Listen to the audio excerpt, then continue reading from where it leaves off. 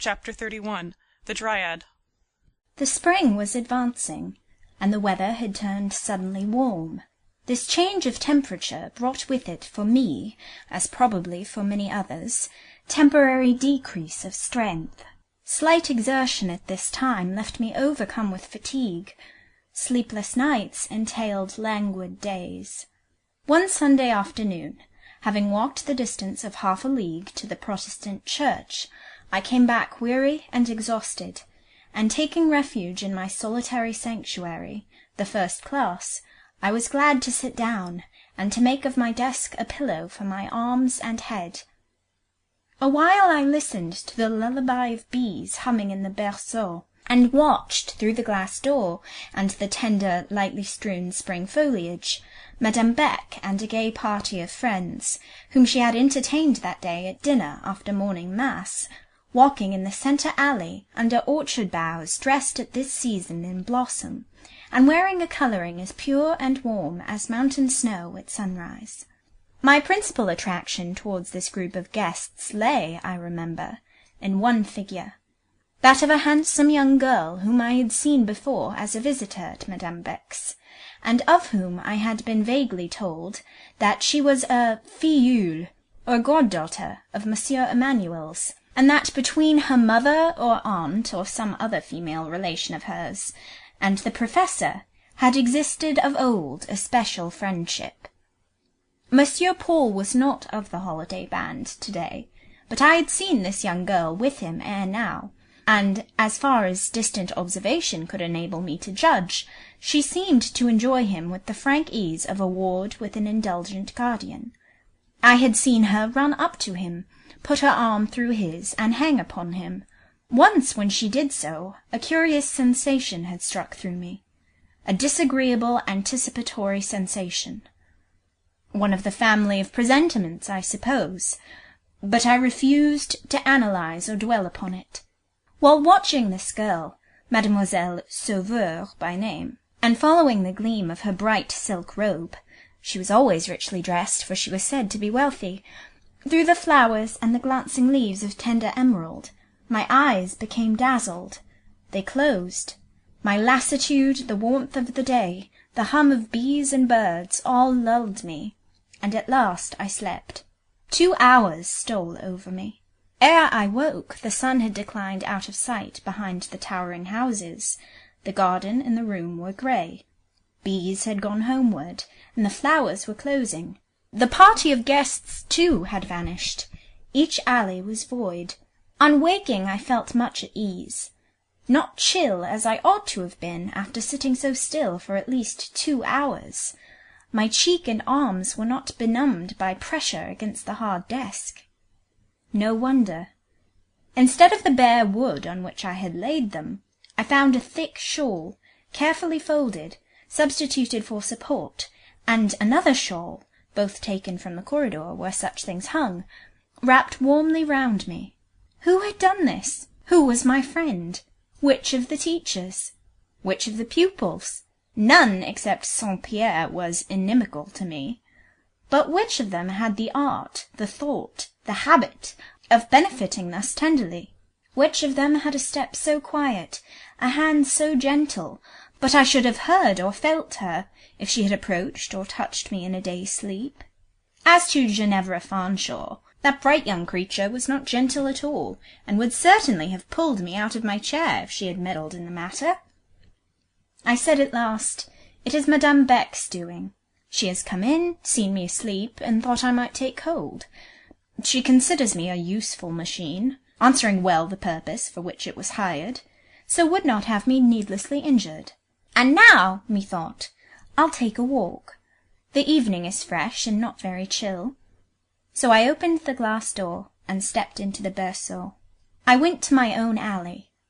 Had it been dark, or even dusk, I should have hardly ventured there, for I had not yet forgotten the curious illusion of vision, if illusion it were, experienced in that place some months ago.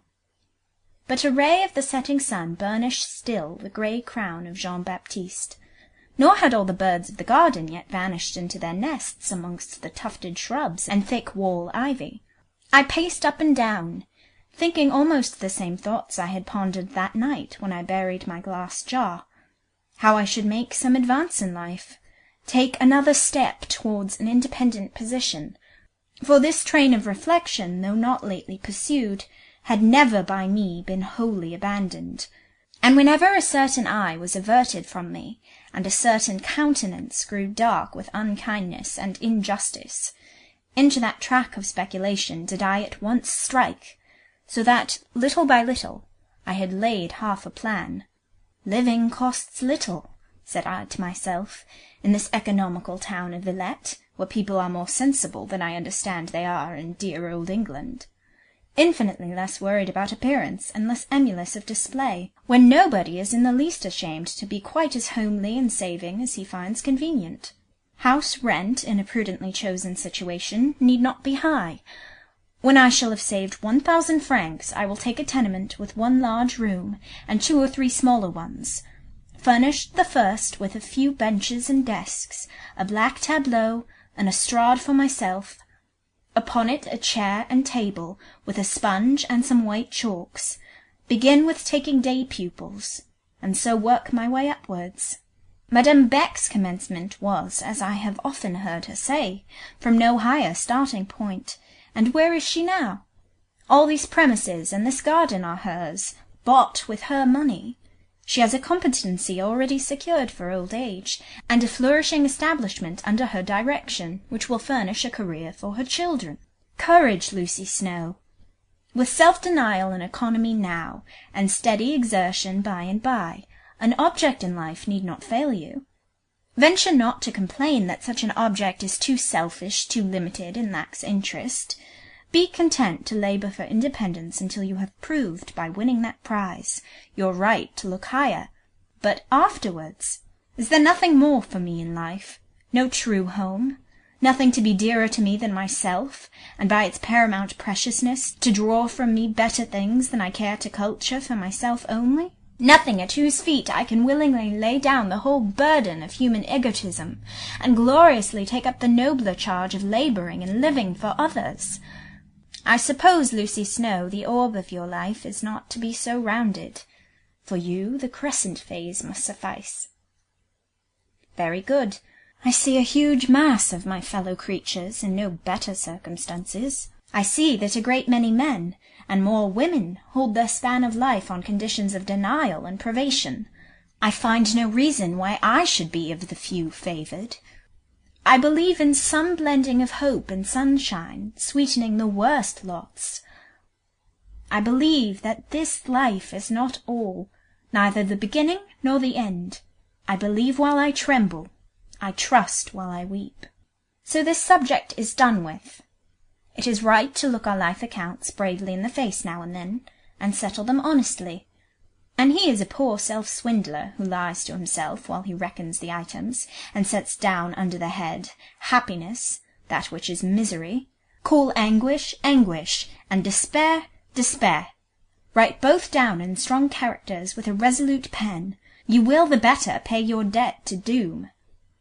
Falsify, insert privilege where you should have written pain, and see if your mighty creditor will allow the fraud to pass, or accept the coin with which you would cheat him. Offer to the strongest, if the darkest angel of God's host, water when he has asked blood, will he take it? Not a whole pale sea for one red drop. I settled another account. Pausing before Methuselah, the giant and patriarch of the garden, and leaning my brow against his knotty trunk, my foot rested on the stone sealing the small sepulchre at his root, and I recalled the passage of feeling therein buried. I recalled Dr. John, my warm affection for him, my faith in his excellence, my delight in his grace. What was become of that curious one-sided friendship which was half marble and half life, only on one hand truth, and on the other perhaps a jest? Was this feeling dead? I do not know, but it was buried. Sometimes I thought the tomb unquiet, and dreamed strangely of disturbed earth, and of hair still golden and living, obtruded through coffin chinks. Had I been too hasty? I used to ask myself. and this question would occur with a cruel sharpness after some brief chance interview with Dr. John. He had still such kind looks, such a warm hand. His voice still kept so pleasant a tone for my name. I never liked Lucy so well as when he uttered it, but I learned in time that this benignity, this cordiality, this music belonged in no shape to me. It was a part of himself. It was the honey of his temper. It was the balm of his mellow mood. He imparted it as the ripe fruit rewards with sweetness the rifling bee. He diffused it about him as sweet plants shed their perfume. Does the nectarine love either the bee or bird it feeds? Is the sweetbriar enamoured of the air? Good night, Dr. John. You are good, you are beautiful, but you are not mine. Good night, and God bless you. Thus I closed my musings. Good night left my lips in sound. I heard the words spoken, and then I heard an echo, quite close. Good night, mademoiselle, or rather good evening. The sun is scarce set. I hope you slept well. I started, but was only discomposed a moment. I knew the voice and speaker. Slept, monsieur? When? Where? You may well inquire when, where. It seems you turn day into night, and choose a desk for a pillow. Rather hard lodging. It was softened for me, monsieur, while I slept. That unseen, gift-bringing thing which haunts my desk remembered me. No matter how I fell asleep, I awoke pillowed and covered. Did the shawls keep you warm? Very warm. Do you ask thanks for them? No, you looked pale in your slumbers. Are you homesick? To be homesick, one must have a home, which I have not. Then you have more need of a careful friend. I scarcely know anyone, Miss Lucy, who needs a friend more absolutely than you. Your very thoughts imperatively require it. You want so much checking, regulating, and keeping down. This idea of keeping down never left Monsieur Paul's head. The most habitual subjugation would, in my case, have failed to relieve him of it. No matter, what did it signify? I listened to him, and did not trouble myself to be too submissive. His occupation would have been gone had I left him nothing to keep down. You need watching, and watching over, he pursued. And it is well for you that I see this, and do my best to discharge both duties. I watch you and others pretty closely, pretty constantly, nearer and oftener than you or they think. Do you see that window with a light in it? He pointed to a lattice in one of the college boarding-houses. That, said he, is a room I have hired, nominally for a study, virtually for a post of observation. There I sit and read for hours together. It is my way, my taste. My book is this garden. Its contents are human nature, female human nature. I know you all by heart. Ah, I know you well. Saint-Pierre, the Parisienne, cette maîtresse femme, my cousin Beck herself. It is not right, monsieur. Comment it is not right? By whose creed? Does some dogma of Calvin or Luther condemn it? What is that to me? I am no Protestant.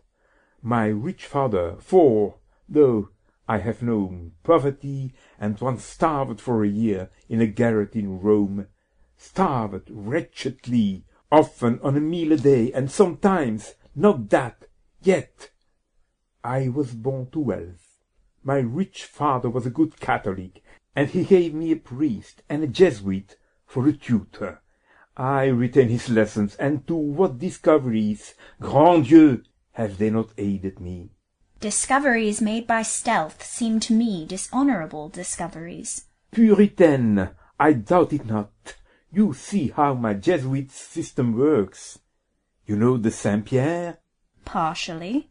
He laughed. You say right, partially, whereas I know her thoroughly. There is the difference.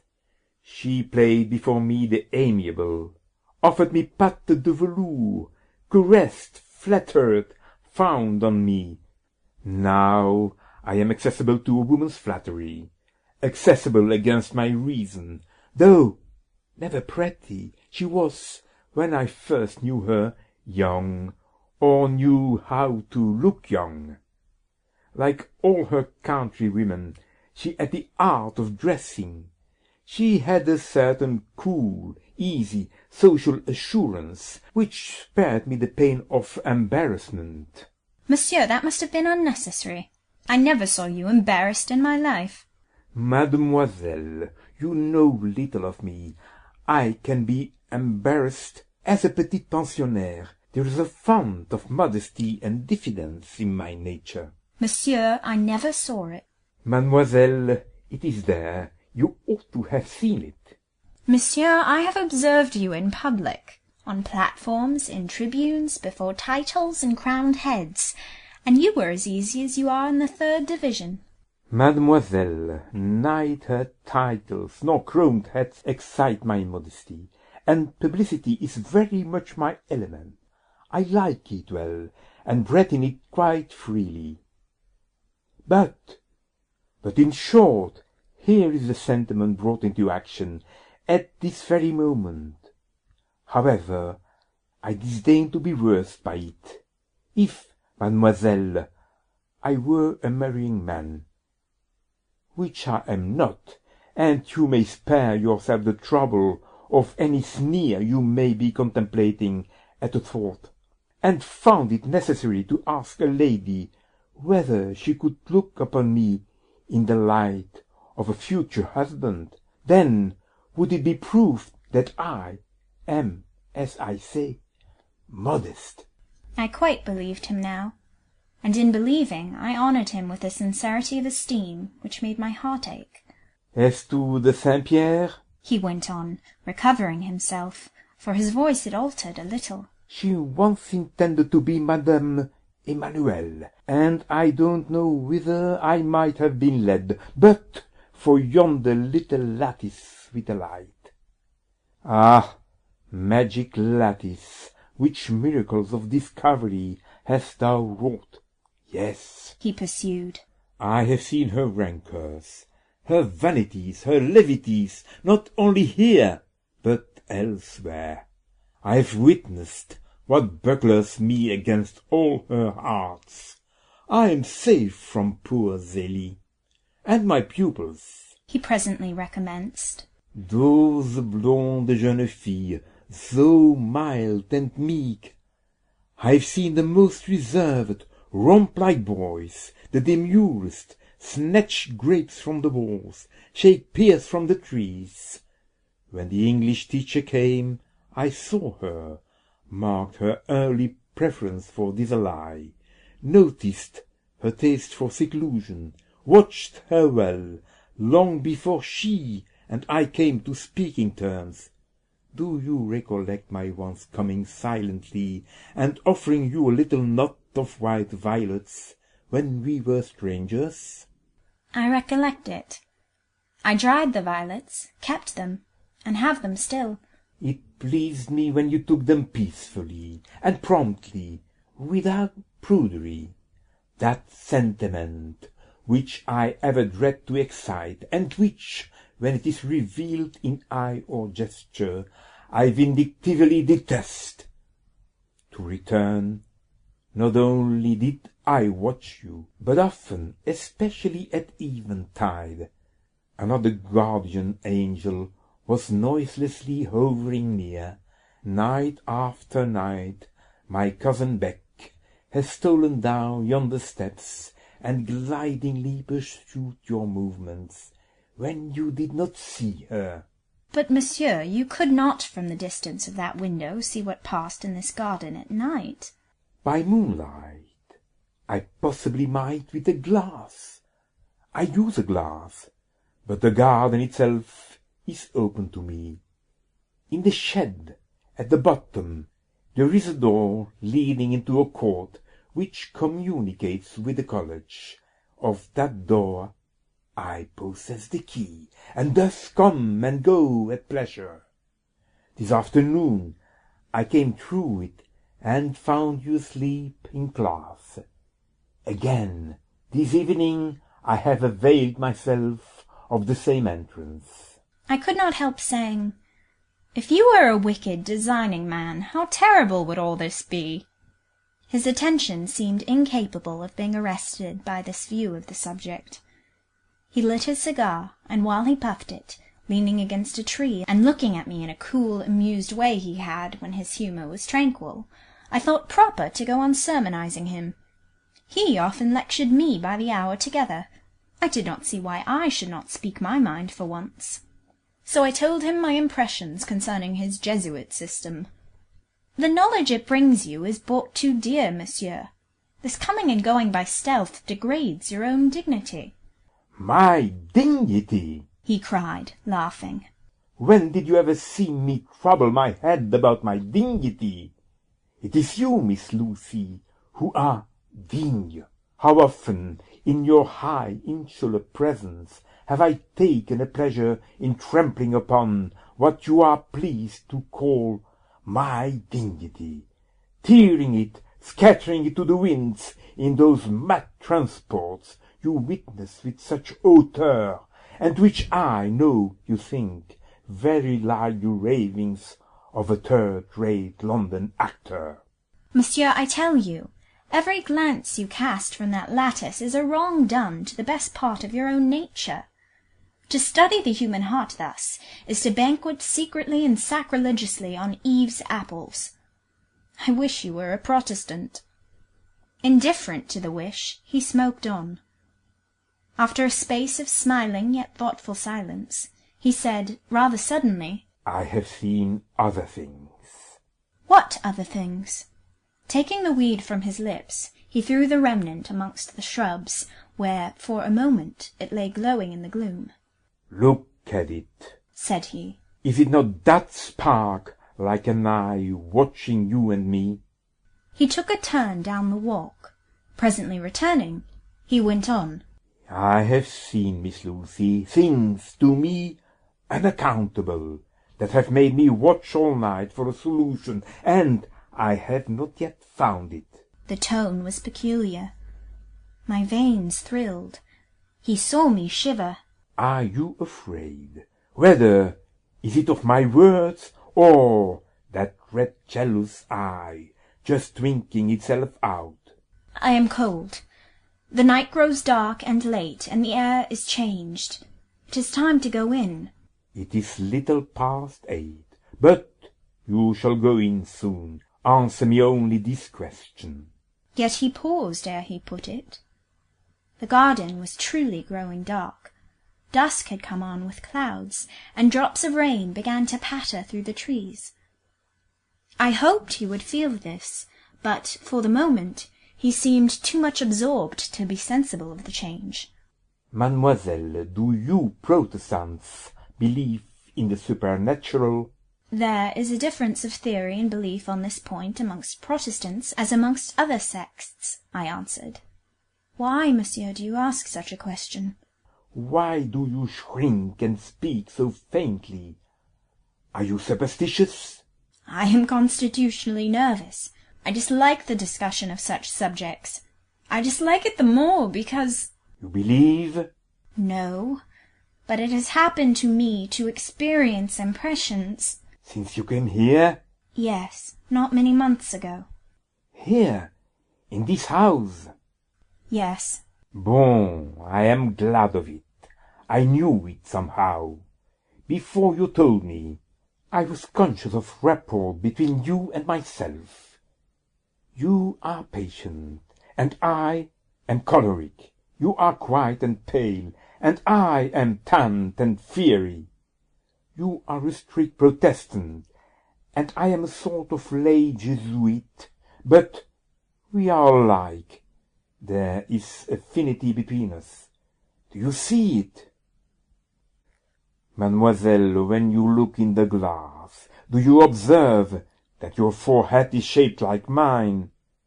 That your eyes are cut like mine? Do you hear that you have some of my tones of voice? Do you know that you have many of my looks? I perceive all this, and believe that you were born under my star.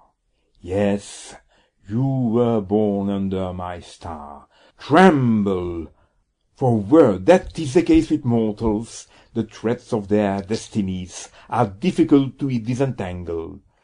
Knottings and catchings occur, sudden breaks leave damage in the web. But these impressions, as you say, with English caution, I too had my impressions. Monsieur, tell me them. I desire no better, and intend no less. You know the legend of this house and garden? I know it.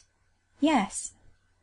They say that hundreds of years ago a nun was buried here alive at the foot of this very tree, beneath the ground which now bears us. And that in former days a nun's ghost used to come and go here. Monsieur, what if it comes and goes here still? Something comes and goes here. There is a shape frequenting this house by night, different to any forms that show themselves by day. I have indisputably seen something, more than once, and to me its conventional weeds were a strange sight, saying more than they can do to any other living being. A nun. Monsieur, I too have seen it. I anticipated that, whether this nun be flesh and blood, or something that remains when blood is dried and flesh is wasted. Her business is as much with you as with me, probably. Well, I mean to make it out. It has baffled me so far, but I mean to follow up the mystery. I mean... Instead of telling me what he meant, he raised his head suddenly. I made the same movement in the same instant. We both looked to one point, the high tree shadowing the great berceau, and resting some of its boughs on the roof of the first class. There had been a strange and inexplicable sound from that quarter, as if the arms of that tree had swayed of their own motion, and its weight of foliage had rushed and crushed against the massive trunk. Yes, there scarce stirred a breeze, and that heavy tree was convulsed, whilst the feathery shrubs stood still. For some minutes amongst the wood and leafage a rending and heaving went on. Dark as it was, it seemed to me that something more solid than either night shadow or branch shadow blackened out of the boles. At last the struggle ceased. What birth succeeded this travail? What dryad was born of these throes? We watched fixedly. A sudden bell rang in the house, the prayer bell. Instantly into our alley there came, out of the berceau, an apparition, all black and white. With a sort of angry rush close past our faces, swept swiftly the very nun herself. Never had I seen her so clearly. She looked tall of stature and fierce of gesture. As she went, the wind rose sobbing, the rain poured wild and cold. The whole night seemed